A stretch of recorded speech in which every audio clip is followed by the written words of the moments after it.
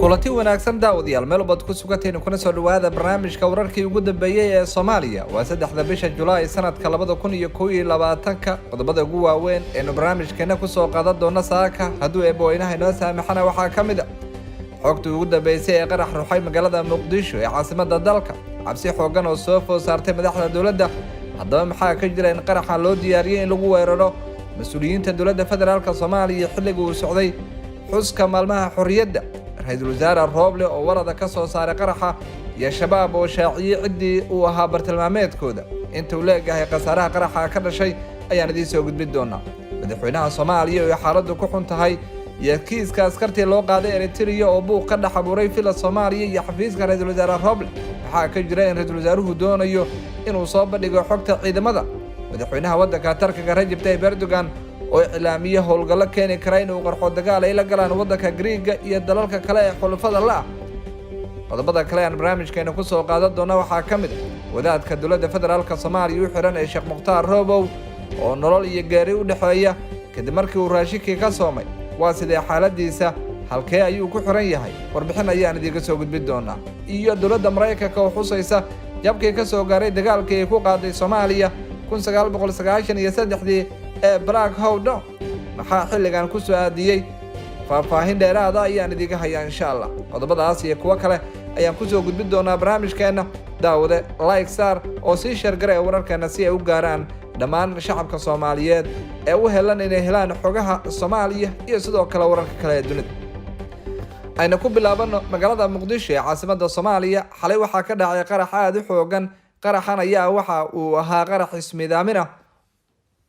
waxaana geystay qof soo miidaamiyo oo isku soo xiray waxbaha qarax wuxuuna uu la beegsaday baar u dhow iskoyska Jubba ee magaalada caasimadda ee Muqdisho waxaana qaraxaas uu geystay khasaaro isugu jira dhimasho iyo dhaawac ku dhawaad 10 qof ayaa la soo sheegay in qarax ay ku dhinteen waxaana kamid ahaa askar ka tirsan ciidamada dawladda federaalka Soomaaliya sidoo kale dad shacab oo maqaayada ku sugnaa ayaa qaraxa ay waxyeello ka soo gaartay dadka dhintay waxaa kamid ahaa qofkii is soo qarxiyay ama waxyaabaha aan is soo qarxiya soo xirtay wararka waxay sheegayaan in dadka dhintay ay markaas u badnaayeen dhalinyaro maqaayada ku badnaan jiray xilliyada qaraxa uu dhacayna ku sugnaa dhimashada ayaa laga cabsanayaa in ay ka sare marto ilaa iyo 13 qof hay'adaha sirdoonka ee dawladda federaalka Soomaaliya ayaa digniin xoogan ka bixinayay falal amaan xumo oo magaalada Muqdisho ka dhici kara xilliga lagu guda jiro maalmaha xuska ee sanad guuradii 61 ee ka soo wareegatay markii Soomaaliya ay xorriyadda ka qaadatay gumeystihii 1960 meelaha laga cabsi qabay in weerarada ay ka geysan karaan kooxda shabaab ayaa waxaa kamid ah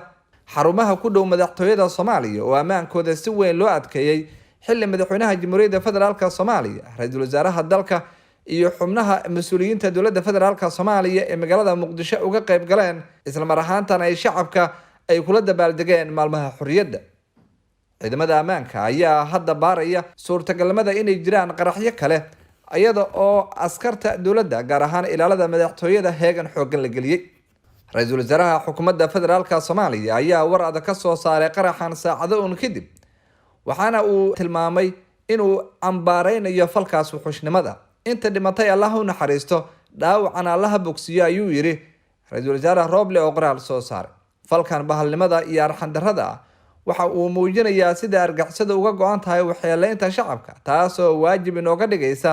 inaan isku kaashano la dagaalanka iyo ciribtarka argagixisada inoo diidan nabadda iyo dawladnimada ayuu hadalkiisa ku daray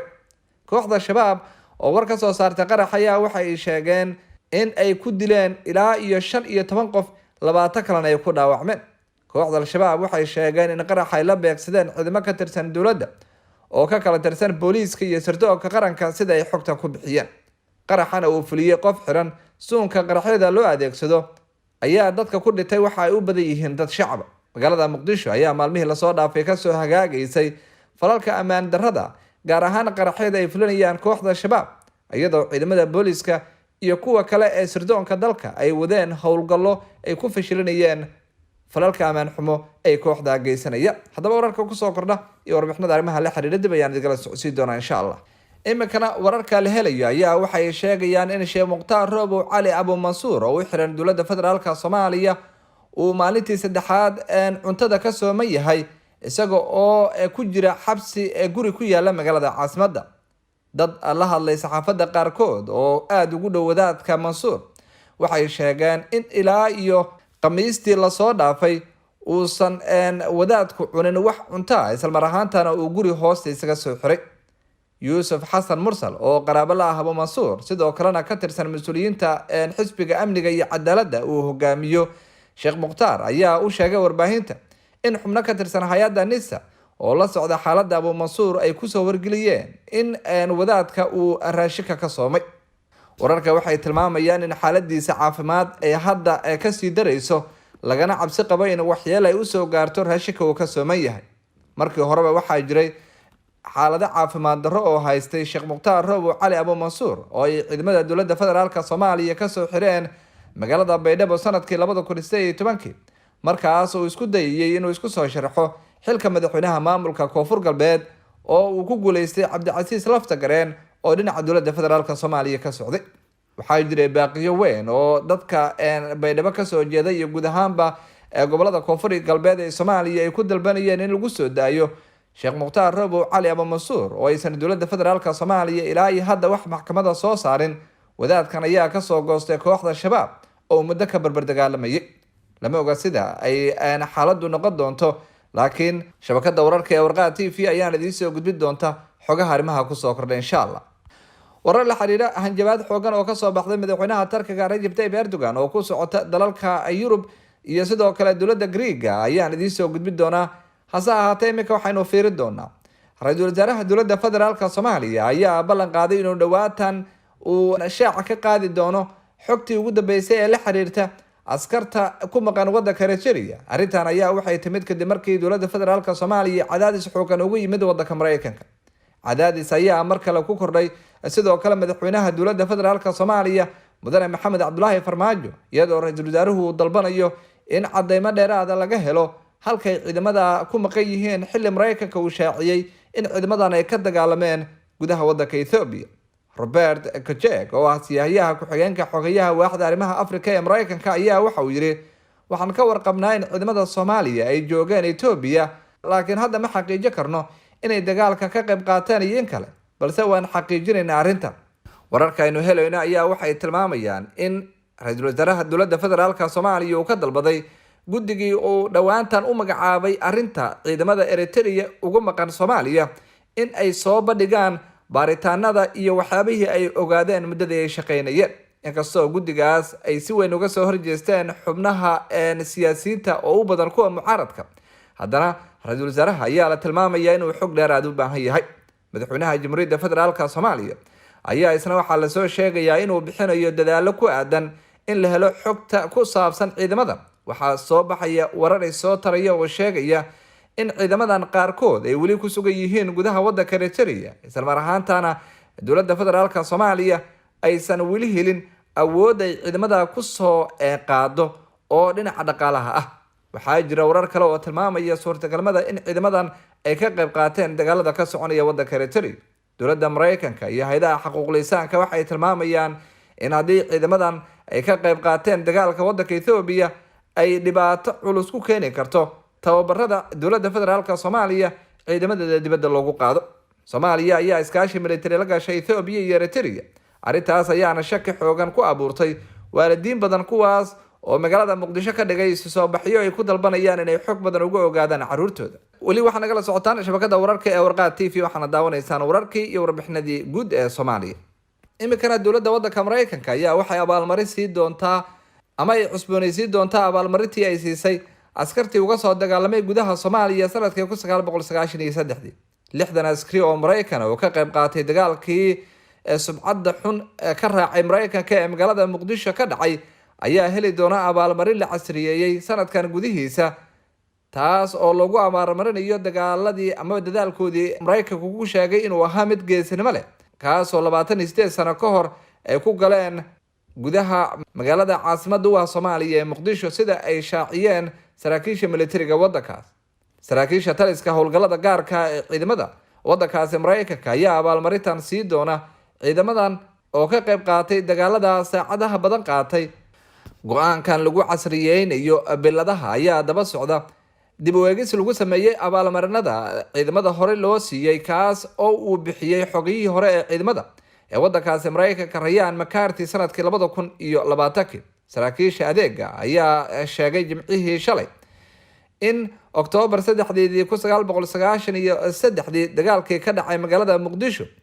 uu ahaa mid ay tahay in lagu abaalmariyo ciidamada. dagaalkaas ayaa caan ka ah gudaha wadankaasi Mareykanka, waxaana laga metelay filimkii soo baxay 1999 ee Black Hawk Down, kaasoo cadeynayay sida ciidamada Mareykanka ay gudaha Soomaaliya ugu fashilmeen kadib dagaalo saacado badan qaatay. ciidamada abaalmarinta la siinayo waxay heli doonaan biladahooda oo la casriyeeyay sida saraakiishu sheegeen.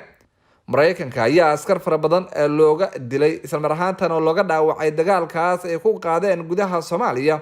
laakiin inta badan jabka dagaalka ka soo gaaray waa uu qariyaa Mareykanku. ugu dambeyntiina madaxweynaha wadanka Turkiga Recep Tayyip Erdogan ayaa shaaca ka qaaday in dowladiisu ay sii wadi doonto howlihii ku aadanaa baaritaanka saliidda iyo gaaska ee bariga Mediterranean-ka. arrintan ayaana soo cusboonaysiin karta xiisadihii u dhaxeeyay Greece iyo sidoo kale midowga Yurub ee ku aadanaa shidaalka. Turkiga ayaa khilaaf uu kala dhaxeeya xubnaha midowga Yurub iyo sidoo kale Greece iyo maamulka Greece ee Qubrus, khilaafkaas oo salka ku haya kheyraadka tamarta, isagoo hadal ka jeedinayay gobolka waqooyi galbeed ee dalkaasi ee Sakarya. Erdogan waxa uu sheegay in Turkiga ay ka heleen calaamadaha gaaska dabiiciga ah badda ee Mediterranean-ka, wuxuuna wacad ku maray inuu sii wadi doono difaacidda xuquuqda Turkiga ee gobolka. wax kasta oo xuquuqdeena ay tahay waxaan u qaadanaynaa hal dhinac, waxaana ka fuli doonaa howlaheena sahminta shidaalka bariga biyaha Mediterranean-ka, Qubrus iyo dhammaan badahaas oo dhan. Erdogan ayaa sidaa yiri, laakiin madaxweyne Recep Tayyip Erdogan ma uusan carabaabin xilliga howlgalkaas ay bilaabayaan. hogaamiyaasha midowga Yurub waxay ugu hanjabeen Ankara tallaabooyin ciwaaqib xumo ay ka dhalan karto sabab la xiriira howlaheeda badda, laakiin markii dambe way xakisay qorshayaashaas Ankara kadib markii Turkigu dib ula laabtay markab cilmi baaris ah oo biyaha shidaal ka baarayay. kadib markii Turkigu ay markabkeedii Uruk Reis dib u soo celiyeen dekada bishii November, iyadoo ay jirto hanjabadaha cunaqabataynta midowga Yurub. Ankara waxay dib u bilowday wadahadaladii tooska ahaa ee Athens kadib muddo 5 sano oo la hakiyay. labada dhinac ayaa waxay yeesheen 2 wareeg oo wadahadal tan iyo bishii Janaayo, laakiin waxay sheegeen in aan weli natiijooyin degdeg ah laga gaarin.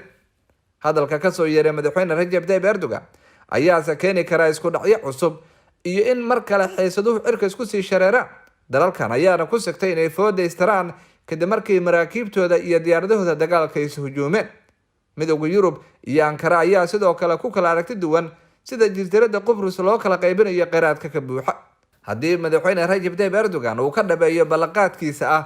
inuu shidaal ka soo saarayo badda biyaha Mediterranean-ka ee la isku haysto, waxay sidoo kale xiisad kale ka dhex abuuri kartaa dalalka midowga Yurub oo Faransiiska iyo sidoo kale ee Jarmalka ugu horeeyaan iyo wadankaasi Turkiga. haddaba wararka ku soo kordha iyo warbixinada arrimaha la xiriira barnaamijyadeena daba ayaynu kusoo gudbin doonaa insha Allah, iyadoo dalka Turkiga uu isku dayayo in uu helo shidaal si uu u gaaro isku filnaanshiyo, maadaama hadda shidaal badan uu dalalka caalamka kasoo dhoofsada oo wadanka Iran ugu horeeyo. waxa uu markaasi qudareynayaa in shidaalkaas isaga intuu soo saaro isaga uu dhoofiyo. wararka kusoo kordhay dib ayaan idinla socodsiin doonaa barnaamijkeeni. waa naga intaa barnaamijkan lamida ku kulmi doono. nabadgelyo.